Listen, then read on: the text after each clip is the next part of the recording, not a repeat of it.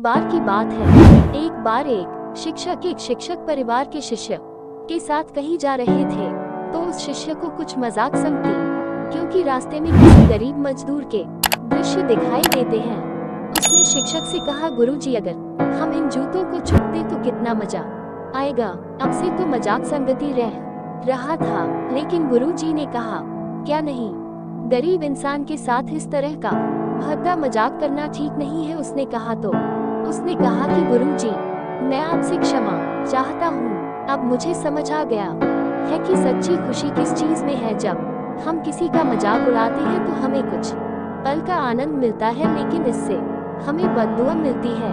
लेकिन अगर हम किसी कठिन परिस्थिति में मदद करते हैं और अध्ययन भी करते हैं, तो ये भी नहीं पता कि हम उसकी मदद करते हैं, लेकिन अंदर ही अंदर हमें पता चलता है कि हम उस इंसान की मदद करते हैं। यही सच्ची खुशी है। जब हम लेखकों को खुशी देते हैं तो हमें सच्ची खुशी मिलती है।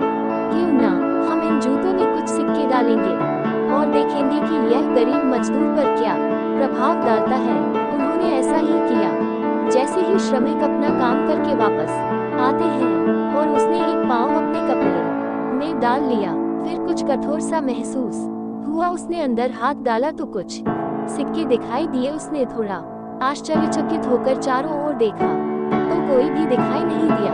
वापस वह दूसरा पैर अपने विपरीत में डाला और सम्मिलित कुछ सिक्के नीचे दिखाई देते हैं। अब दोनों जूतों के सिक्कों को उसने अपने हाथों में रखा और प्रभु की ओर इशारा किया गया। प्रभु का पता नहीं क्या अच्छा है, मानुष ने ये सिक्के मेरे जूतों में छुपे हुए हैं, लेकिन जो भी छुपे हुए हैं मेरी दुआ है।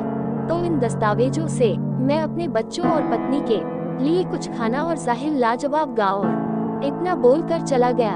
इस बात को शिष्य और शिक्षक दोनों सुन रहे थे। अब शिक्षक ने शिष्य से पूछा कि अब तुम मुझे बताओ कि सारथी को पहली बार वाली मजाक या यह मेरा तरीका लगाओ और दान करते रहिए। आप भी काबिल हो, आप भी से बन पड़े, दान करें, लेकिन दान जरूर करें।